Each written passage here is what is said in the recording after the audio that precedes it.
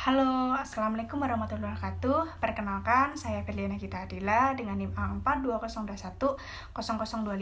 Nah, saya dari kelas A. Pada kesempatan ini, saya akan mempresentasikan tugas individu pertama saya, yaitu pada mata kuliah Anatomi Hewan. Simak video ini sampai selesai ya. Nah, pada tugas kali ini itu ada 3 poin, yaitu yang soal pertama itu ilmu anatomi mencakup 7 poin, yaitu ada ilmu anatomi eudonomi, kemudian ada anatomi analitik, kemudian ada anatomi deskriptif, kemudian ada anatomi topografika, kemudian ada anatomi komparativa, kemudian ada anatomi fungsional, dan ada anatomi perkembangan. Nah, soal pada nomor 2 yaitu apa saja manfaat mempelajari ilmu anatomi, dan soal yang terakhir, yang ketiga, yaitu contoh 2 ayat Al-Quran yang berhubungan dengan anatomi hewan ataupun berhubungan dengan hewan. Mari kita bahas satu persatu.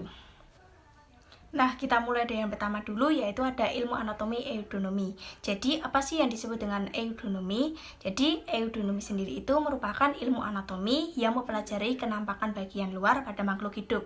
Nah, kita ambil contoh, yaitu pada ilmu eudonomi adalah contohnya morfologi pada ikan. Jadi, ciri-ciri morfologi ikan itu kan mencakup kenampakan bagian luar yang sering disebut dengan eudonomi, serta kenampakan bagian dalam yang sering kita sebut dengan anatomi. Sehingga kenampakan luar tubuh ikan itu terdiri dari 3 bagian, yaitu yang pertama itu ada kepala yang sering kita sebut dengan caput, kemudian bagian kedua ada badan yang sering kita sebut dengan truncus, kemudian bagian yang ketiga yaitu ada ekor yang sering kita sebut dengan cauda, seperti itu. Selanjutnya ada ilmu anatomi analitik yang merupakan suatu studi yang menganalisa bagian-bagian tubuh yang telah terpisah dengan mengurutkan preparat dari yang paling besar hingga preparat yang paling kecil. Nah, untuk contohnya bisa kita ambil pada alat ekskresi berupa hati.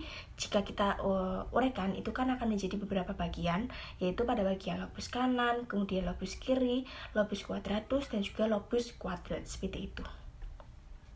Jadi, anatomi deskripsi sendiri itu merupakan ilmu yang menjelaskan tentang struktur tubuh, atau bisa dikatakan dengan anatomi deskripsi itu merupakan suatu studi yang meneliti serta menerjemahkan atau meriwayatkan bagian-bagian yang telah terpisahkan. Dapat kita ambil contohnya, yaitu salah satunya lapisan pada otak itu kan dibagi menjadi 3 lapisan, yaitu ada lapisan dugameter, kemudian ada lapisan arachaid, dan terakhir ada lapisan pirameter, seperti itu. Nah, selanjutnya ada anatomi topografika. Jadi, anatomi topografika sendiri ini merupakan ilmu yang menjelaskan mengenai hubungan setiap struktur itu berdasarkan posisinya terhadap struktur lain yang ada di sekitarnya.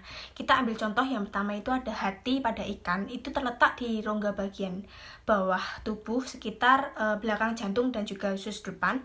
Kemudian contoh yang kedua itu hati pada kata, itu terletak di bawah esofagus di samping paru-paru. Kemudian contoh ketiga itu dalam lengan posterior, itu sistemnya itu berbeda seperti sistem peredaran darah dan juga saraf, seperti itu. Oke, selanjutnya itu ada anatomi komparativa. Jadi, anatomi komparativa itu merupakan suatu studi perbandingan struktur anatomi atau tubuh spesies yang berbeda. Kita ambil contohnya, yaitu ada pada alat pernafasan pada amfibi Musidater, itu hilang menjadi kulit dan juga paru-paru, seperti itu. Selanjutnya ada anatomi fungsional. Jadi, anatomi fungsional ini merupakan ilmu yang menjelaskan mengenai hubungan antara struktur dan fungsinya. Jadi, bisa disebut juga dengan suatu studi yang mempelajari bentuk dan fungsi organ, serta mempelajari hubungan antara satu bagian dengan bagian yang lainnya yang berkaitan dengan fisiologi. Nah, kita ambil contohnya yaitu pada ginjal atau ren, itu pada metanepores, itu pada mamalia dan juga reptil, seperti itu. Oke, ilmu anatomi yang terakhir yaitu ada anatomi perkembangan. Jadi, anatomi perkembangan sendiri itu merupakan ilmu yang mempelajari mengenai midugah dan janin sejak terjadinya pembuahan, atau sering disebut dengan suatu studi yang mempelajari tentang perkembangan alat-alat tubuh, seperti itu. Jadi, kita ambil contoh pada perkembangan ruang pasakor, yaitu 2 ruang pada ikan, kemudian 3 ruang pada amfibi, kemudian 4 ruang yang belum sempurna pada aves dan juga pada mamalia, seperti itu. Oke, sekarang kita lanjut pada soal nomor 2, yaitu apa saja manfaat kita ketika kita itu mempelajari ilmu anatomi. Jadi di sini ada beberapa manfaat. Yang pertama itu ketika kita mempelajari ilmu anatomi, kita itu akan membantu dunia kedokteran dalam memahami ragam proses metabolisme yang terdapat di dalam tubuh, yang kemudian itu kita akan jadikan sebagai dasar diagnosis penyakit. Kemudian yang kedua itu pembelajaran ilmu anatomi itu juga akan memberikan pengetahuan yang lebih atas ragam perkembangan struktur dari makhluk hidup secara mendalam. Nah, kemudian yang ketiga yaitu untuk mengetahui secara detail terkait dengan adanya perbedaan letak serta struktur bagian tubuh manusia dengan perbandingan makhluk hidup lainnya. Kemudian yang selanjutnya memperluas pengertian tentang struktur dari suatu materi. Kemudian yang terakhir itu untuk menambah minat dan juga daya tarik pada bentuk hewan seperti itu. Kemudian kita lanjut soal yang terakhir, yaitu contoh 2 ayat Al-Quran yang membahas mengenai anatomi hewan ataupun hewan seperti itu. Nah, surat yang pertama yaitu ada Al-Quran surat Al-Ghafir pada ayat 79 yang berbunyi A'udzubillahi minasyaitonirrajim Bismillahirrahmanirrahim Allahul ladzi ja'ala lakumul an'ama litarkabu minha wa minha ta'kulun, yang artinya Allah lah yang menjadikan binatang ternak untuk kamu kendarai dan sebagiannya untuk kamu makan. Jadi pada Al-Quran surat Al-Ghafir ini Ibnu Katsir itu menjelaskan bahwa ayat ini itu merupakan penjelasan berbagai manfaat binatang ternak. Selain untuk dikonsumsi binatang ternak, juga dapat dijadikan sebagai kendaraan, dan bulunya itu juga dapat dijadikan sebagai baju yang menghangatkan.